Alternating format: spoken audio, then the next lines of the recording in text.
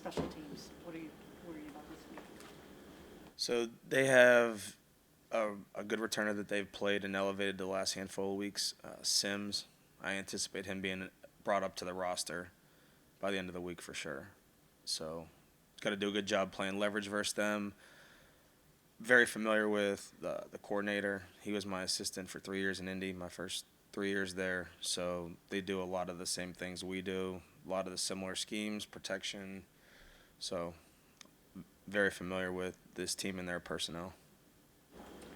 Bob, I know we talk all the time about when there's injuries, how it trickles down to you guys. But I'm just kind of curious. Like, say on your punt team, how many guys do you think were out there that maybe weren't normal guys? You know, I'm like Duran was out there, right? He's, I think, the protector who hasn't done it all year. So, like, how many new guys do you think you had out there last week? On the punt, we repped a handful of new guys, and when you're doing that, you're training those players leading up to it. So it goes back to off-season program, right? You're trying to get guys as many reps as possible in different spots for these moments. So you're trying to train guys throughout the process of, training camp and into the season. And even on like the red teams and look teams that we have, you want to get guys as many reps as possible for when those opportunities arise and they have to now step into the game that they feel confident in their abilities to protect and play in those spots. So, guys like Harrison Bryant has played in a number of different positions for us on that unit. So those guys, credit to those guys for being able to be inserted, at any time possible. Duran has done some things in the past. He actually was a backup PP for me in New England, and he did it in Atlanta. So it was an easy choice for him to play in that spot next week or this past week. So. But how much pride do you take when you have like a core special teamer like D'Anthony and you see him get an opportunity to play on defense and play as well as he did? How much pride do you take in seeing a guy like that get that chance and thrive? I take a lot of pride in that, developing young players and seeing them ascend and having greater roles on offense and defense. I mean, really, if you look at the core group that I coached in Indianapolis, all those guys have elevated their play and have found ways to make significant contributions offensively and defensively. And then D'Anthony has the opportunity with our safety situation to have more opportunities defensively and played a great game last week on defense for us. So, hopefully we can continue to develop those guys and bring them along while they're still giving me contributions as well. What is it about him specifically that allows him to kind of be ready to step in and play like that? I think he just has a knack for the ball. I do. I think that whenever he can process quickly and just play football, I think he does a really good job. He's got pretty good instincts. It seems like we talk about Dustin more than we talk about Corey, but can you just talk about the contribution that Corey makes week after week and just how amazing he's been? He makes it difficult on returners for sure. You saw this past week, we had two muffs. We end up getting one of them, which was great. It's hard to catch a lefty like him. He can definitely put the ball out there. He can also get it up, elevate the ball pretty well, and he's really been a great player for us right now. And he continues to improve and understands how we want him to play the game, and he's improving in his plus 50 ball as well. So really excited about how he's come along and gave our unit and our team, I would say an advantage to be able to control the field. Well, you're coaching your team, obviously, but do you think the wind is why the Bears didn't try the 54-yarder at the end of the half? Yeah, definitely. Different than in past weeks. Since I've been here, the wind has really gone the other way. It's really usually coming out of the dog pound. But it was coming at us, coming from the tunnel. And we knew that the distance going that way was going to be a much harder kick. So credit to our defense, obviously, for keeping them out of that range to be able to attempt that kick. I was actually hoping that they were going to attempt it, but they didn't. Across the league, I think there's 6 punt return touchdowns, only 1 true kickoff return touchdown all year. Is the rule changes de-emphasize it that much, or coverage teams that good? What do you think that is? No, I think that the return rate has definitely gone down. I think and I don't necessarily think it's the fair catch that's really brought the return rate down. I think it's more teams aren't bringing the ball out of the end zone for whatever reason. I think some teams are just content to get the ball at the 25-yard line. But I think that once the year is over, something will happen with the kickoff play. Something will be adapted, or they'll adopt a new type of rule or whatever you want to call it. But like I said, I'm content with how the rule is. Like, if you want to return the ball, great. If you don't, great. But I think being able to start the game and after every score have a kickoff is definitely something that I would definitely. Obviously, I'm a special teams coordinator, but I'm all for that. I don't like changing the game and making it like a gimmicky play, or, the kickoff is an exciting play. If you take that away, it just, I don't know. Kicking down at the lakefront has been a problem for a lot of guys over the last decade since Phil Dawson. Whether it's this time of year especially, but just all season long because of the wins and stuff. Just what's been Dustin's approach that's allowed him to sort of buck that trend and have so much success at the stadium? I've said it a bunch. I think that his process throughout the week, understanding how he approaches each week, communication with me and the specialists has just been phenomenal. I know that we had talked a lot about earlier in the year about trying to, I know you guys had asked about going down and like him getting comfortable in the stadium, and brought it up a couple weeks ago and talked through, it changes so much down there that it's hard to go down on like a Thursday, because whatever you get on Thursday is going to be completely different than you get on Sunday. So those guys have been content about just, okay, whatever we get that day, we'll attack it, make the adjustments. Like this past week, the wind was way different than we've seen at any point in this season. So like going toward the tunnel was way different than we've had the first, 15 weeks of the year. How have you seen the relationship between Dustin, Corey, and Charlie develop, and what about that relationship helps them find success together as a group? No, they get along extremely well. They've all been in the league for a number of years, so I think that just having the respect for each other, they just have good chemistry. They really do. They all connect well, and it's been great for that operation.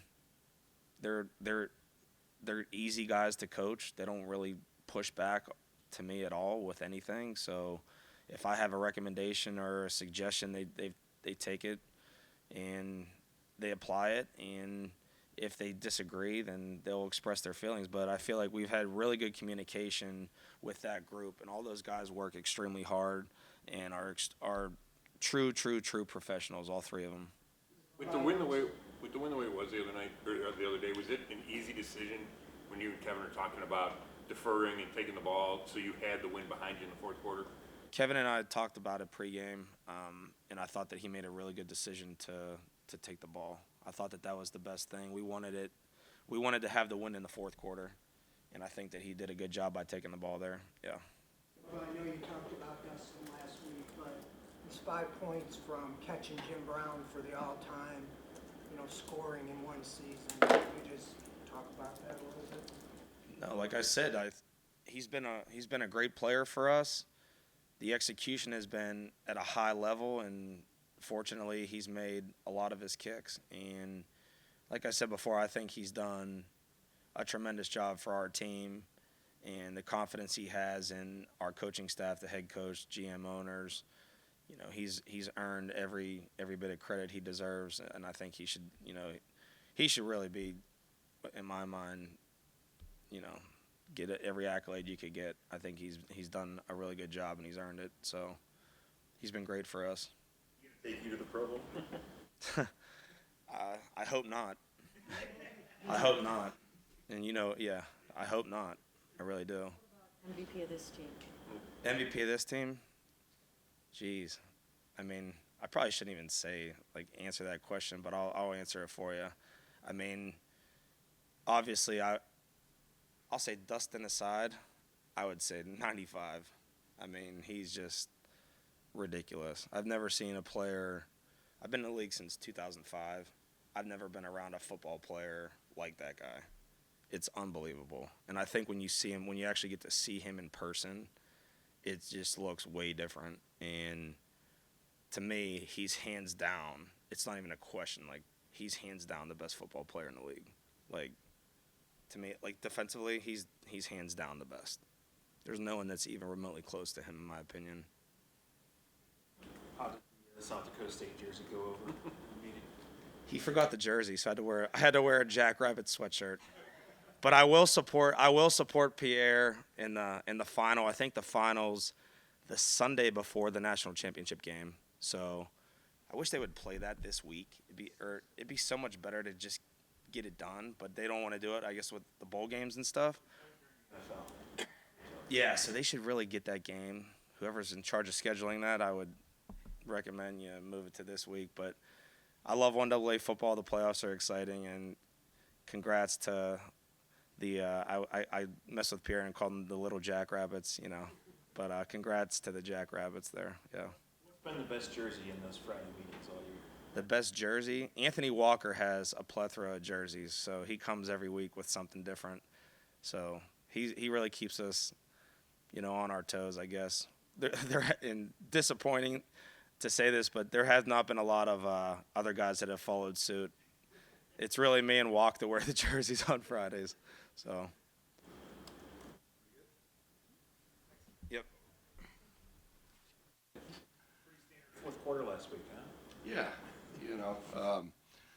again, this team's just resilient. It's made it a little harder than we needed to, but I love the fight in this team for sure. The reasons of the offense going forward, and just for him in general, how happy were you for Marquise? Oh, it's huge. He's battled through some things early, obviously in the off season. Coming back and then dealing with the concussion mid-season. It's great to see him have productivity down the field. If he does that, can that open up things for other guys? Absolutely, and that's the play was designed to go to Coop, and they doubled Coop, so his speed allowed him to get behind the defense, and that was a huge play in the game. When you have a veteran like Joe, did you even know that when he was throwing the picks that he's just the kind of guy that was going to be able to dial it back in and lock back in and get the job done? Yeah, I mean, if that's a younger player, you start to get a little frazzled. But the older you get, and you've thrown a bunch of interceptions in your time, you just got to keep fighting. Go back to the guys like Marino. You got to keep swinging. So some of those were unfortunate. Again, the first one was just a misread on the coverage. So that's not on him. The second one was a bang play where the ball pops up. That's a tough one. So the third one was the one he's probably most disappointed about. We had a chance there for a touchdown to Dave, and I think he just underthrew it a little, and he knows that. But the veterans, you just keep playing short memory. Joe downplayed the 51-yard touchdown to Amari, but when's the last time you saw a quarterback thread it like that between three defenders? Yeah, that's what he can do, and that's a tough coverage to beat in that scheme for us. There's a cover two corner on the backside that almost got underneath of that. In the quarterback room, we've always referred to that as the steak dinner throw. So if you throw an interception to that corner, you owe the whole room a steak dinner at the marble room. So I'm glad it didn't happen for us, but that's a tough coverage, and his arm strength got that ball there. You talk about David Njoku. He's really stepped up big the last 2 weeks. Right when you need him, playmaking ability. It's huge. So happy for Dave because there's a guy that deserves it. He works hard. He's battling through injury all the time, to get there. Again, one of the greatest teammates on our team for everything he does, and one of the most productive guys. I don't know if there's another tight end in the league I'd rather have than David. Is it almost full circle for him to see him progress from a guy that embraces his role as a blocker and then now to be able to get those touchdown passes, to be able to get those deep balls from Joe? So, again, couldn't be more happy for Dave. When we first got here, it wasn't always smooth sailing, and he's really bought in, and it shows. And Kevin's got a great trust and belief in him as well, and it's great to see that he's thriving right now. Really happy. How many toy pickup trucks has he gotten so far this year? Where do you get these toy trucks, and maybe he can bring one in sometime? I can bring a truck in, sure. The toy trucks, I don't know, probably Toys R Us would be my guess. They're nice big trucks. Dave's probably had 5 or 6 on the season so far.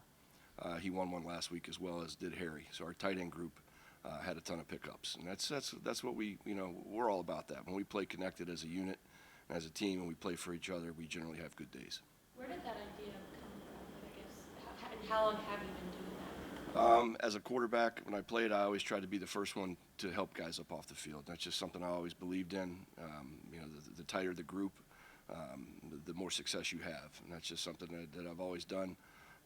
And these guys have all bought in across the board as a team, and it's awesome to see. You hate to see a guy lay there and then guys walk away, and we don't want to put that on film. Alex, you've seen them all for 30 years. What makes Myles Garrett different than those pass rushers? Oh, man, he's a generational pass rusher. I mean, his strength, his power, his quickness, he's special. I mean, I don't know if we blocked him out there on the edge when we do compete periods yet. So, I mean, he's dynamic, and I'm glad he's on our team. We don't have to block him in a game. Alex, what are some of the nuances just about the way you guys teach and then run the play action game? Because even on a day like Sunday where the run game wasn't really working for you, that was still such a weapon for you guys offensively. Yeah, I mean, we take pride in our ability to ball handle and fake, as well with our line and our backs, and our quarterback is really good at it. It's a point of emphasis for us is to make our play actions look like real runs. Really until a team tries to stop your run with the middle field open, that takes away some of those play actions. But they continue to close the middle of the field and give us opportunities in the play action game, which was good. Alex, how tough was it to see Joel, have the back early, pregame and then not be able to finish it for you? Yeah, that was tough. I mean, you lose a leader, of your offense, a great player, Pro Bowler. It's tough. Backs are tricky, and his just slipped out, and that was it. Appreciate him trying to battle to get through that, but at some point, obviously, he had to tap out. And what a great job by Dunny. Again, Dunny just steps in and does his job, to the best of his effort.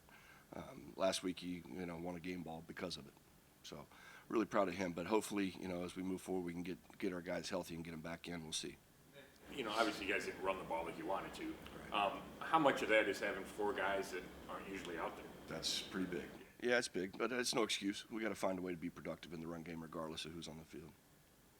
As you guys have dealt with the struggles in the run game, though, what has just impressed you about the passing game? And I know obviously part of that's Joe, but your receivers and the way that they've been able to have success in the passing game. It's been great. I mean, everybody has stepped up across the board. I think we had 8 or 9 different completions to different players again last week. So the ball's getting spread around the field. We're using everybody, and that makes the defense play the whole field. Joe, is he moving maybe even a little bit better than you thought he would in the keeper game? And then also, he was limited, or would have been limited yesterday with the calf injury. Is he totally fine, and how might that impact the keeper game? Yeah, no, I mean, he's been moving probably better than I expected. We had some huge 3 big plays on a scramble drill during the game, including the touchdown to Dave. His calf, he tweaked it a little bit, but I don't see that as being an issue. So, yeah, but man, he's made some great plays moving out of the pocket, and he's also made some great plays buying time in the pocket versus pressure. The big one to Dave late in the game was that. Changed how you guys are calling anything, knowing that he is moving better than expected? Yeah, I think it opens up some more things to us for sure. Going back to David, when you mentioned it wasn't always smooth sailing early, it doesn't always work out like this for guys in situations like that. So I guess what is it about him that allowed him to sort of overcome that stuff and sort of turn things around? The person.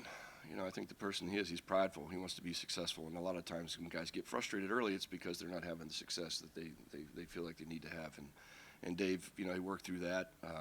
And then he became an unbelievable blocker. Like, took his game to the next level in the blocking. And just stayed the course and worked and worked and worked. And again, I can't be more proud of anybody on this team than I am with Dave. Just for his energy, his work ethic, and his ability just to the resiliency to keep going. And great player, man. I'm glad he's on our team. When you look at that Houston defense, where does it start for you? Up front. Yeah, that's a really good front, across the board. The front 4. They rotate in, but they're really good up front. So that's where I think what drives that defense is the front. And then I know we talk about Amari all the time, but close to becoming, I think, the first Browns receiver to go 1,000-yard back-to-back seasons. Excellent. What is it about him that allows him to be as consistent as he is? I mean, he's a pro. I think that's the biggest thing. He's a dynamic route runner. He can create space. He can break leverage. Which is another one. Teams, they try to play true to their leverage. We has a tendency to be able to break that through his explosiveness of route running. Good. All righty. Thanks, guys. Merry Christmas.